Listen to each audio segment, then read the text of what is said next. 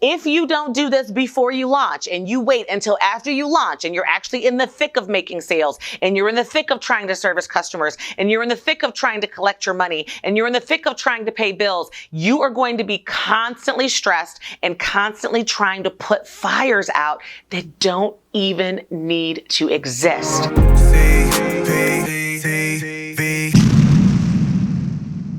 Hey there, my love. Welcome back to my channel. I'm CP, and this is CP TV, the place for aspiring and growing entrepreneurs who want to turn their passions into businesses and their businesses into freedom. I give you the tips, the tools, the strategies, and the roadmaps to take you step by step to that entrepreneurial journey of freedom and flexibility that you so much desire and deserve. If that sounds good to you, then you are going to want to subscribe. Become a part of the CPTV family, like, share, and just make sure you tune in every Tuesday and every Friday because I'm dropping those golden nuggets on you. And today is no different. It is Friday, which is probably why my energy levels are a little higher than normal because as you guys know, it's Facts Friday, and Facts Friday means it's happy hour on the CPTV set. So hopefully you guys have got your wine, you've got yourself set up, you are into, and we're going to do a quick lesson today from a question that I got from one of my faves. She is one of my CP TV, CP insiders, and she sent me a message on IG that I thought was really important, and I thought that I should really definitely touch base on it because oftentimes when you are taught the steps of how to start a business, people give you a lot of fluff surrounding the basic kind of framework, but nobody really dives deep into what processes you need to make sure that you've got developed when you're starting your business so that when you actually launch it, you can make some money and get some customers and do all that good stuff. I mean, that's the whole reason why you're starting it, right? So let's dive into what her question actually is. And this question comes to me from Boss Chick 202. And Boss Chick wants to know from IG. She says, CP, I think my business is mostly set up thanks to CP TV and the CP Startup Academy. Oh, you're welcome, boo. Love you too. But I can't help but feel stressed about what my main business processes should be. I mean, how do I sell my stuff and service my customers and collect my money? I know that's right, girl. I feel like there is still so much more to do before I can really launch this thing. Can you help? Girl, yes, I feel you, Boss Chick 202. And absolutely, you're right. There is still a few more things that are absolutely necessary before you launch. And those things do involve some basic processes that you're going to want to have mapped out and kind of spelled out before you actually put all this stuff into place. But don't worry. I got you.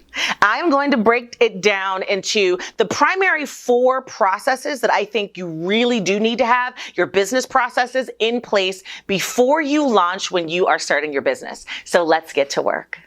Okay, so before we dive into what those processes are, I first need to address why processes are important.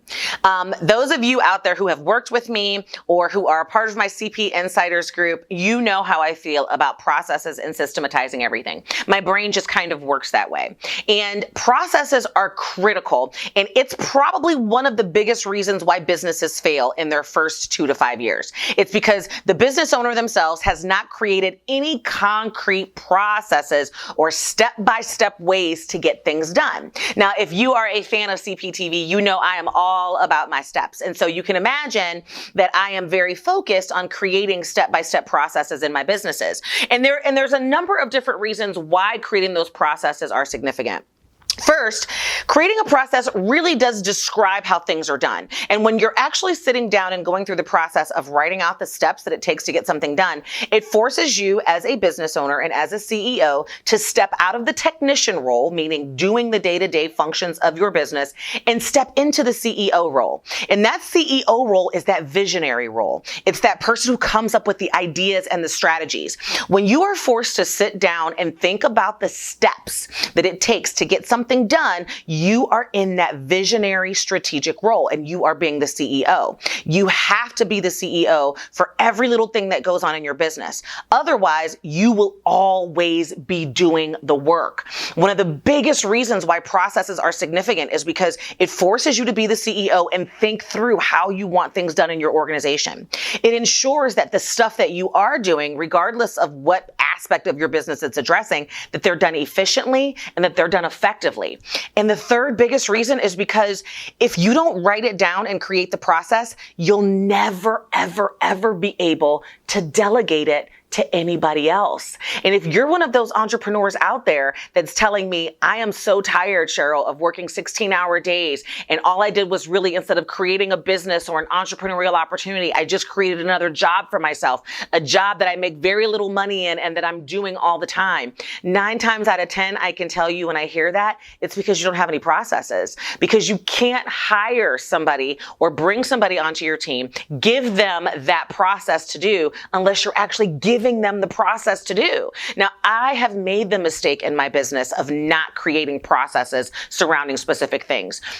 Bringing somebody on board to my team, telling them to get that job done, and then being absolutely pissed off when they don't know what they're doing. They're constantly asking me what the next step should be. And it's because they're not the visionaries. They're not the CEOs. They shouldn't be coming up with the processes. So I've made that mistake enough to recognize it causes you to lose customers. It causes you great frustration, and it eliminates the ability for you to step away from your business and actually begin enjoying the fruits of your labor, because you can never delegate. So significance of processes is critical, and the best time to start documenting your processes is when you first start your business. So now let's dive into the primary ones, because obviously every single thing that you do in your business, a process can be created around, and a process should eventually be created around. But right now, right before you launch, there's only a handful that I really think you need to take the time out, sit down, be the CEO, and think through exactly what that process is going to look like. Otherwise,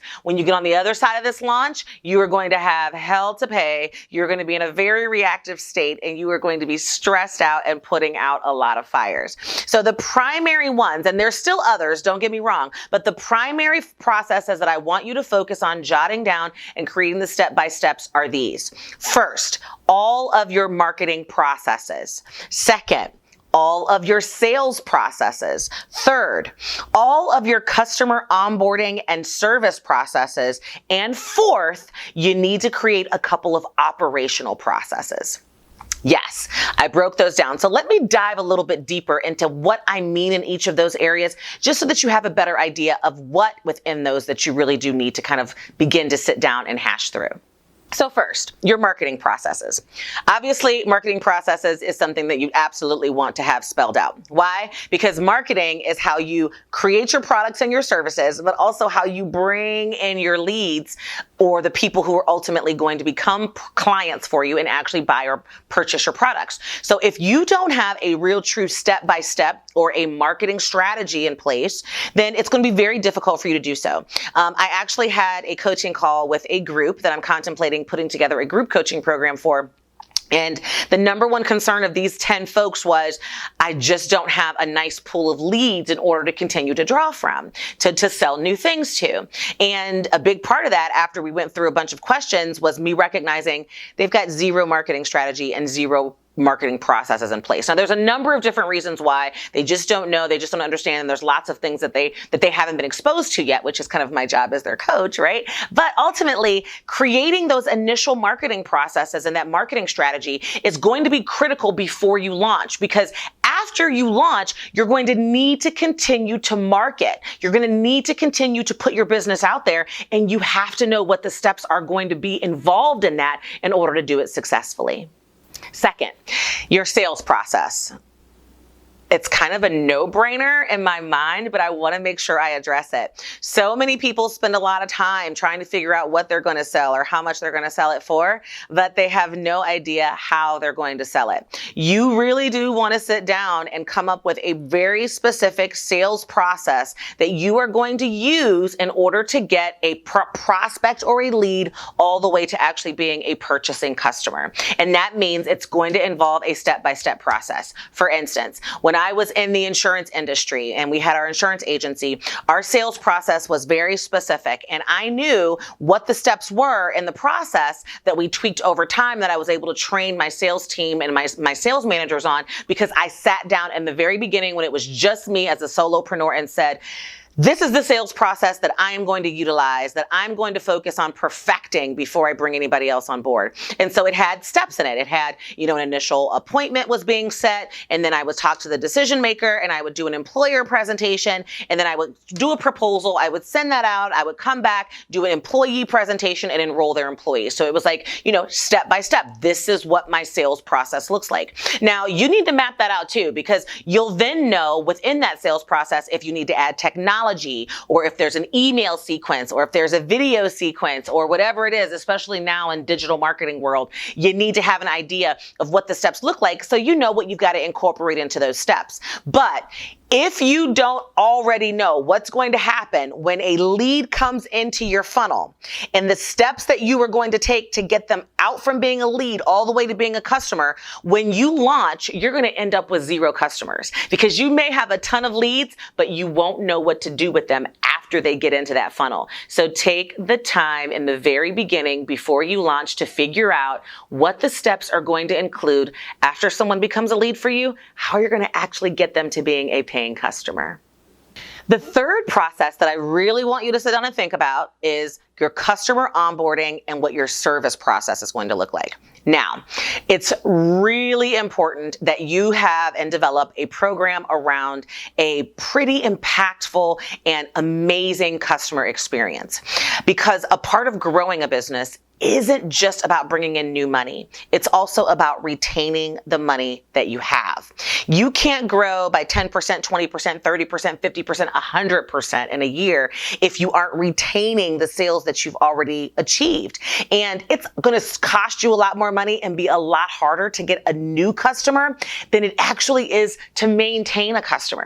I do a lot of work around the value of your average customer, because knowing what your average customer is worth really does put in perspective how important your onboarding and your service processes are. Because if you can sell someone and you actually get to the point where they give you their money to buy your product or service, yay, you've got a customer.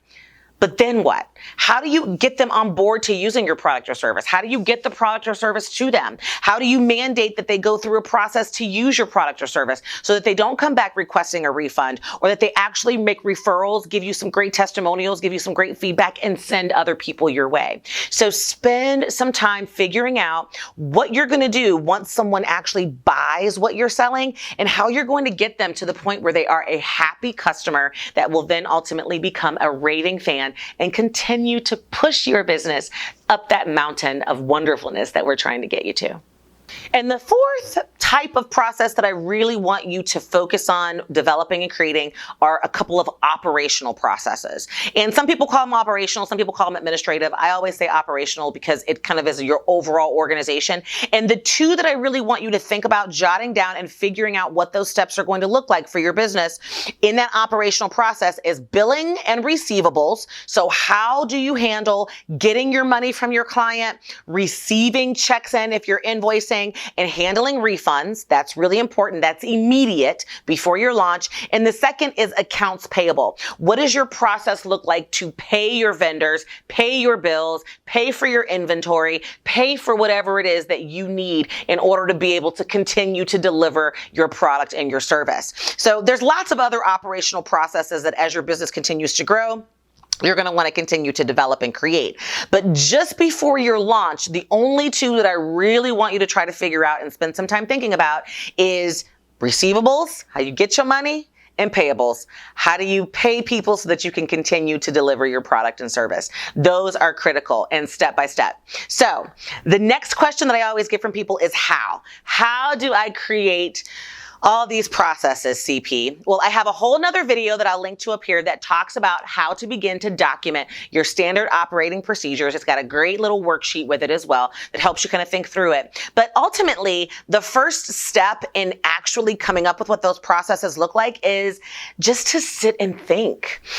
You've got to think through the steps that you are going to do in each of these areas in order to be able to deliver on your product and service before you launch. You have to be proactive in this. So you've got to just sit and think.